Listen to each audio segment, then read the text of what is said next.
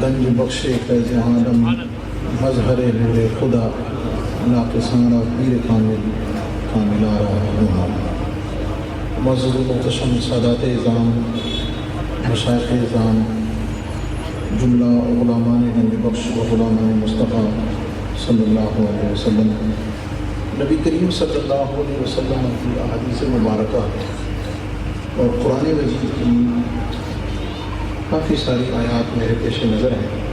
بطور عنوان ایک آیت کریمہ کا ایک حصہ دوسرے پارے کی ابتدائی آیات میں سے اللہ کریم فرماتا ہے کہ وَكَذَلِكَ جَعَلْنَاكُمْ أُمَّةً وَسَطًا،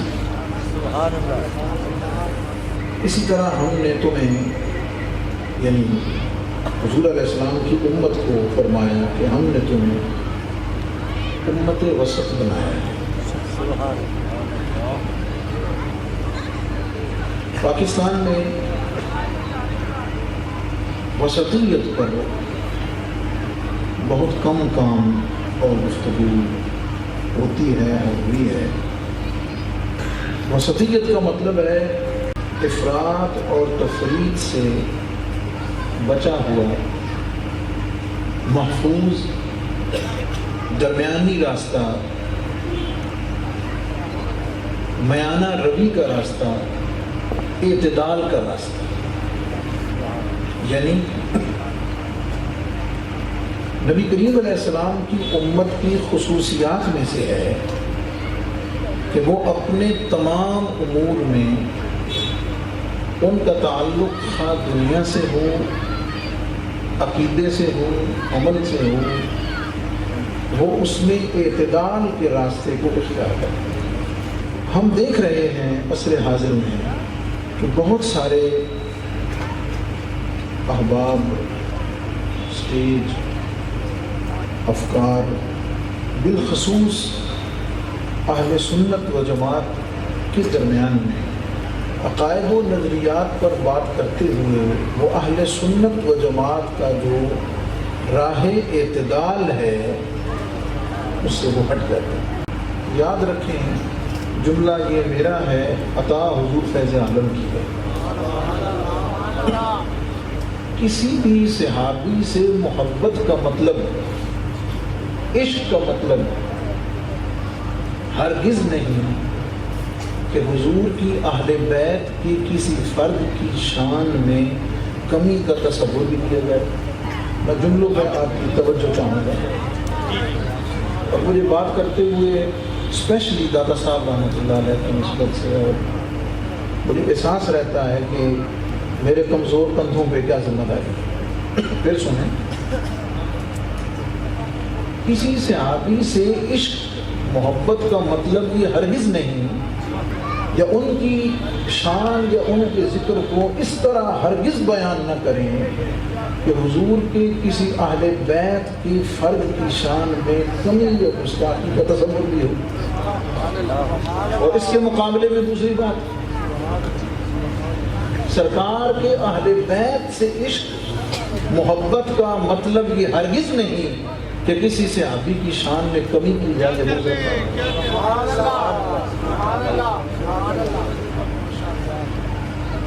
اس پر میں بہت طویل بات کر سکتا ہوں، تو میں نے خود کہا کہ وقت کے دامن میں گنجائش ہے، فکری جملہ ہے، فکری جملہ ہے۔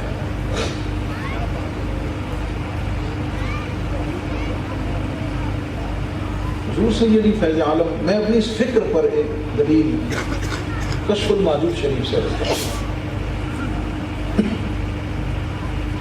حضور فیض عالم داتا گنج بخش رحمۃ اللہ علیہ نے کشف الماجود شریف میں حضور کے خلفاء کا ذکر فرمایا، اور سب سے پہلے حضرت ابوبکر صدیق کا ذکر کیا، سبحان اللہ، پھر حضرت عمر فاروق کا ذکر کیا، سبحان اللہ، پھر حضرت عثمان غنی کا ذکر کیا، پھر حضرت علی المرتضیٰ کا ذکر فرمایا، سبحان اللہ، پھر حضرت امام حسن کا ذکر کیا، پھر حضرت امام حسین کا ذکر کیا، پھر امام زین العابدین کا ذکر کیا، پھر امام محمد باقر کا ذکر کیا۔ اس ترتیب سے ذکر کیا، سبحان اللہ، اس ترتیب سے ذکر کیا۔ آپ نے میرے جملے پہ زور پہ نہیں کرو، اس ترتیب سے ذکر کیا ہے، اس ترتیب کا حسن میں نے آپ کی خدمت میں عرض کرنا ہے، اور اہل بیت کی بارگاہ میں نذران محبت بھی ہے، اور اس نذران محبت میں حضور کے صحابہ کے قدموں کی بارگاہ میں بھی حاضر ہے۔ سبحان اللہ۔ یہی اہل سنت کی پہچان ہے، یہی راہ اعتدال ہے، یہی طریقہ وسطیت ہے، یہی اہل سنت و جماعت کی پہچان ہے۔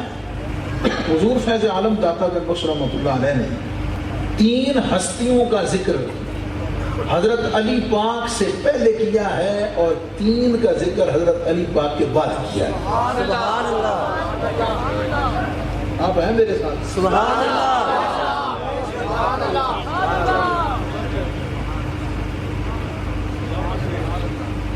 پہلے جو 3 ہیں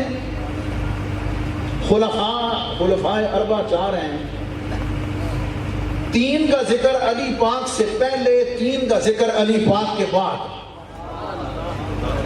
درمیان میں ذکر ہے علی کا۔ سبحان اللہ۔ کیا مطلب؟ معیار حق، میرے ساتھ ہیں آپ؟ معیار حق کل بھی علی تھا، آج بھی علی ہے۔ سبحان اللہ۔ اس میں تو کوئی شک ہی نہیں، بے شک۔ یہی عقیدہ اہل سنت ہے۔ معیار حق کل بھی علی تھا، آج بھی علی ہے، لیکن اسلوب اور طریقہ کیا ہے؟ حضور فیض عالم فرماتے ہیں کہ اپنے ایمان کے ترازو میں درمیان میں رکھ علی کو، میں نقشہ آپ کے سامنے پیش کر رہا ہوں، درمیان میں رکھ علی کو، ایک جانب رکھ ابو بکر و عمر و عثمان کو، ایک جانب رکھ ابو بکر و عمر و عثمان کو، دوسری جانب رکھ حسن و حسین و زین العابدین کو، درمیان میں رکھ علی کی ذات کو۔ اس کے بعد ایمان کا ترازو اٹھا، اگر تیرے ایمان کے ترازو میں کہیں جھول نہیں ہے، سبحان اللہ۔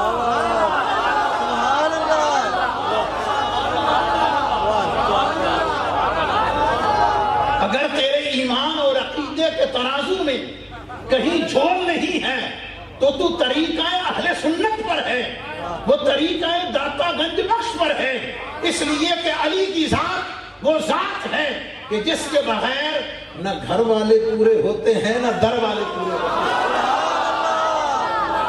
یہ ہے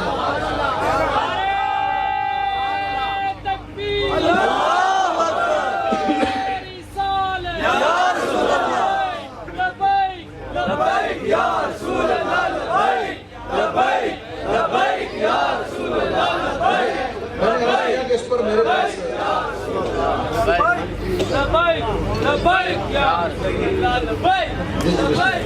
مجھے سادات کا حکم ہے، اور ظاہر ہے ان کی بارگاہ میں نظر پیش کر دوں۔ علی کی ذات وہ ذات ہے، ایک جانب حضور کے صحابہ ہیں، دوسری جانب حضور کے اہل بیت ہیں، درمیان میں ذات علی کی ہے۔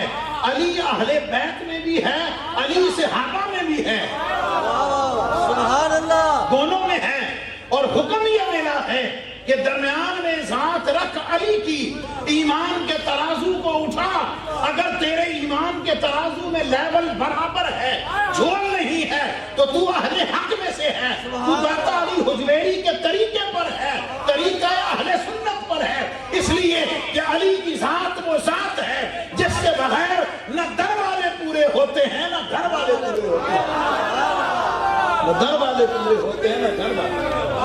یہی طریقہ اہل سنت۔ اللہ آپ کو سمجھے۔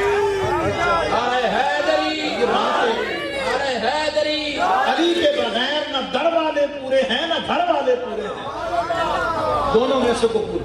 یہ معیار حق ہے جو حضرت نے مجھ سے پہلے بیان فرمایا کہ ہم علی کا ذکر چھیڑتے تھے اور چہروں کے بدلتے ہوئے تیور کو دیکھتے تھے، اندازہ خود لگا لیتے تھے۔ علی کا ذکر سن کر جس کے چہرے پہ بشاشت آ جائے، جس کے چہرے پہ رونق آ جائے، وہ حضور کے غلاموں میں ہے، اور اگر چہرے پہ بل آ جائے تو پھر منافقوں میں ہے۔ نعرہ حیدری، حیدری، نعرہ حیدری۔ میں اس پر ایک راہ اعتدال کی بات کی نا، راہ اعتدال کی بات بڑی سخت ہے، راہ اعتدال کی بات کی میں نے۔ جس زمانے میں، کسی بھی زمانے میں تاریخ بتاتی ہے حکمران اگر عقیدے میں بگڑ جائے نا تو عوام میں فساد آتے دیر ہی نہیں لگتی، یہ تاریخی حقیقت ہے، اس پر بہت شواہد موجود ہیں۔ جہانگیر کے دور میں بھی کچھ صورتحال ایسی ہو گئی تھی، اس کی بیگم نے ایران سے کہہ کر ایک مجتہد کو بلایا کہ ہندوستان میں آؤ اور آ کر کچھ اپنا کام کرو، کیونکہ مجھے اپنی ذمہ داری کا احساس ہے، اس لیے میں ہمیشہ جوش کے ساتھ ہوش قائم رکھ کے بات کرتا ہوں۔ ساتھ اس کو یہ ہدایت دی گئی کہ تم نے پہلے دلی نہیں جانا، کیونکہ وہاں بڑے بڑے اہل علم موجود ہیں، تو نے پہلے لاہور جانا ہے، لاہور میں صوفی منش لوگ رہتے ہیں، انہوں قابو کرنا ذرا سوکھا، ان کی سوچ تھی۔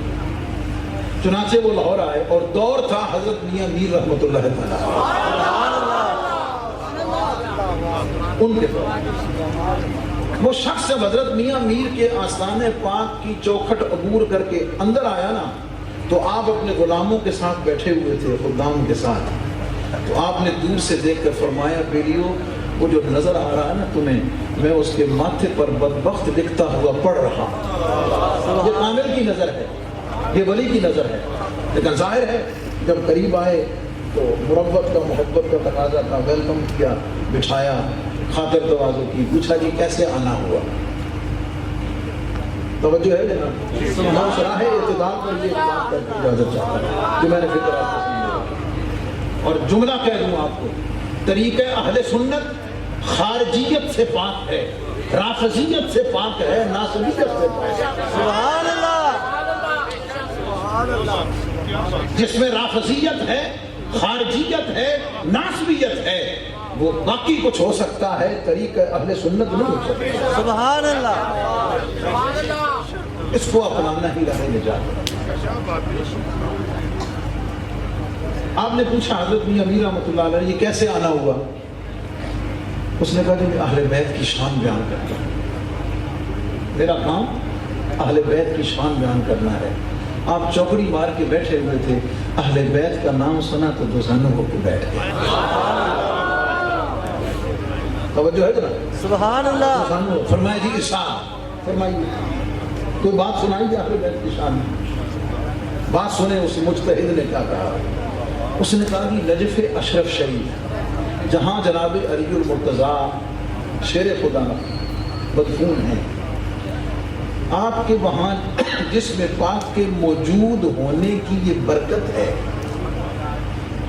کہ 40 میل دائیں بائیں، لیفٹ رائٹ، مشرق مغرب، چاروں طرف اگر کسی کو دفن کر دے مومن کو تو وجود علی المرتضیٰ کی یہ برکت ہے کہ اسے عذاب نہیں ہوتا۔ آپ نے حضرت میاں میر رحمۃ اللہ علیہ نے فرمایا نا، فرمایا ذرا ایک باری پھر سنا، ایک باری پھر سنا۔ اس نے پہلے سے زیادہ جوش اور محبت کے ساتھ یہ بات سنائی، دوبارہ سن کر فرمایا ذرا ایک باری پھر سنا۔ اس نے کہا وجود علی المرتضیٰ کی یہ برکت ہے کہ 40 میل چاروں طرف کسی مومن کو دفن کر دے اسے عذاب نہیں ہوتا۔ آپ نے اس کا ہاتھ پکڑ کے فرمایا اور مجتہد مجھے بتا، اگر وجود علی المرتضیٰ کی یہ برکت ہے کہ 40 میل چاروں طرف مومن دفن ہو اسے عذاب نہیں ہوتا، وجود مصطفیٰ کی برکت کیا ہوگی کہ عمر کو ساتھ لے جایا ہوا ہے۔ نعرہ تکبیر، نعرہ رسالت، نعرہ رسالت، عظمت و شان مصطفیٰ، عظمت و شان مصطفیٰ، بعد الانبیاء افضل البشر، نعرہ حیدری۔ یہ ہے راہ اعتدال، یہ راہ اعتدال ہے۔ یہ طریقے اہل سنت ہے. اور میں اس کو اگر حضور کی حدیث پاک سے مدلل کر دوں کیا خیال ہے تو بات اور مضبوط ہو جائے گی. مختصر بتاتا ہوں. آپ نے علماء سے یہ صحیح حدیث پاک سنی ہے کہ حضرت امام حسن پاک امام حسین پاک دونوں نے, اور یہ روایت حضرت امام حسین رضی اللہ عنہ علیہ السلام ان کے بارے میں زیادہ مشہور ہے کہ انہوں نے نبی پاک علیہ السلام کے کندھوں پر سواری کی. سبحان اللہ. روایات موجود ہیں, آپ سمجھ گئے. اس پر میں ایک بات عرض کرنا چاہتا ہوں. اگر حسن یا حسین علیہ السلام, اگر امام حسین دوش مصطفیٰ پر سواری کریں, آپ ہیں میرے ساتھ؟ سبحان اللہ. یہ سودا داتا حضور دے صدقے ہر مولوی کو نہیں بنا تو نہ ہر مولوی یہ گل کرتے ہیں, اور اس طرح شاید نہ کر سکے جو ان کی نگاہ فیض کی برکت ہے, ان کی نگاہ فیض کی برکت سے. امام حسین اگر نبی پاک علیہ السلام کے دوش مبارک پر سواری کریں تو حسن کی شان کا کیا کہنا؟ تو منکر ہے. ہم آپ کے فضائل میں بیان کرتے ہیں, تسلیم کرتے ہیں کہ آپ کی ہستی وہ ذات ہے کہ جس نے حضور کے کندھوں پر سواری کی. کوئی انکار نہیں کرتا. اگر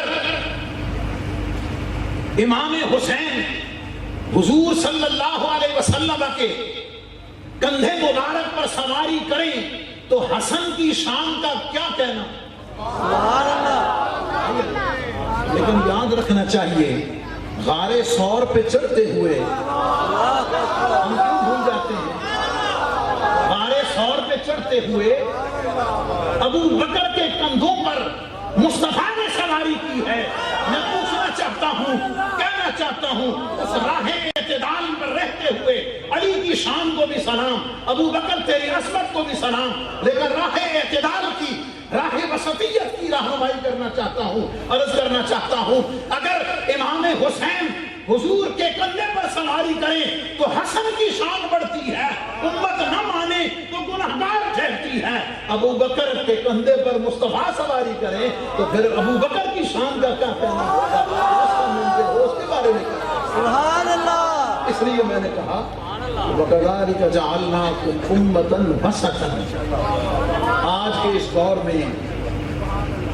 اس دور میں طریق اہل سنت اس کی تشریح وہ جو میرے داتائی حجویری نے فرمائی, سبحان جو اللہ. شیخ محقق نے فرمائی, جو اعلیٰ حضرت عظیم المرتبت امام اہل سنت نے فرمائی, جو پیر مہر علی شاہ نے فرمائی, جو خواجہ قمر الدین سیالوی نے ارشاد فرمائی, جو پیر سید جماعت علی شاہ نے ارشاد فرمائی ہے, جو میاں شیر محمد شرف پوری نے ارشاد فرمائی ہے, جو ان کاملین نے بیان کی ہے, جو صرف کتابوں سے پڑھ کے نہیں بیان کرتے, سبحان اللہ.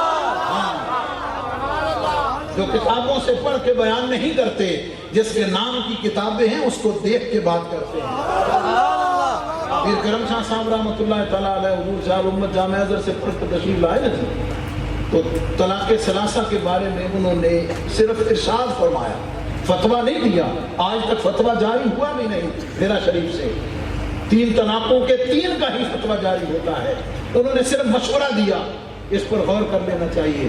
کچھ علماء نے چل کر جو ان کے پیر و مرشد خواجہ محمد قمر الدین سیالوی حضور شیخ الاسلام غریب نواز, ان کی خدمت میں عرض کی کہ حضور آپ کے مرید اور خلیفہ ہیں, اور یہ کدھر چل پڑے جامع ازہر سے پڑھ کر آنے کے بعد آپ نے یاد فرمایا, بلایا, مکالمہ ہوا پیر اور مرید کے درمیان. اور مکالمہ جب ہوا نا تو بات علم کی تھی, بات تھوڑی آگے بڑھتے بڑھتے قاری صاحب تھوڑی ترقی کی طرف جانے لگی, کیونکہ دونوں اپنی جگہ بہرحال علم پڑے ہوئے اور علم کے شاہ سوار تھے. جب بات تھوڑی ترقی کی طرف جانے لگی نا تو حضور شیخ الاسلام نے حضور صاحب امت کا ہاتھ پکڑ کے کہا, کرم شاہ مننا یا نہیں مندا, یا میں حضور کو پوچھ کے دسا آپ مانتے ہیں یا نہیں مانتے, یا حضور سے پوچھ کے تجھے بتاؤں کہ 3 طلاقیں 3 ہی ہوتی ہیں, 1 نہیں ہوتی. حضور کے کب کبھی فرمایا حضور میں سے یہ بات ہے, سبحان سمجھ اللہ. گئے. اور اس پر ایک اور بات, علم جب تک کسی کامل کے شکنجے میں رہے, یہ میرا جملہ, علم جب تک کسی کامل کے شکنجے میں رہے وہ نہ اس کے لیے فتنہ بنتا ہے نہ اس کے ذریعے سے کسی اور کے لیے فتنہ بنتا ہے. جب کسی کامل کا ہاتھ اٹھ جائے, کسی کامل کی نظر سے علم والا اتر جائے, پھر وہ خود بھی برباد ہوتا ہے, وہ اپنے پیچھے اور کو بھی برباد کرتا ہے. بات سمجھ گئے؟ تو آج کے دور میں اس مضبوط اور اہل علم اور بہت سارے لوگ, ہر طرح کے لوگ بیٹھے ہوئے ہیں. وَكَذَلِكَ جَعَلْنَاكُمْ أُمَّةً وَسَطًا. یہ میں نے صرف عقیدے کی بات کی ہے, عمل الگ ہے, باقی بہت ساری چیزیں ہیں جس پر بہت باتیں کی جا سکتی ہیں. سبحان اللہ. حضور فیض عالم جیسے طریقے پر چلتے ہوئے اسی پر ہمارا خاتمہ فرمائے. حضور دادا گنج